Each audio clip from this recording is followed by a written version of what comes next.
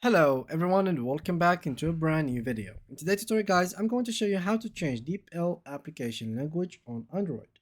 So as you will be seeing here, the language of this application that I have installed, it is in English. Now this is for a reason, which is basically this.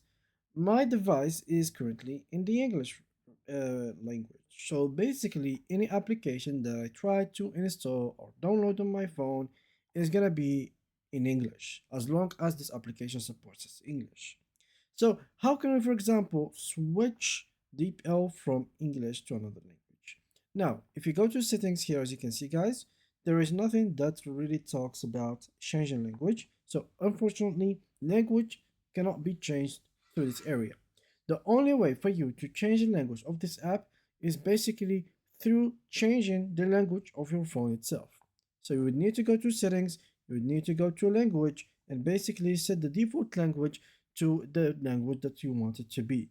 In my case, I want English. You can switch it, for example, to French, Arabic, Spanish, I don't know, Chinese, any language that you want. And then any application from now on, you're gonna have them in that specific new language that you change to.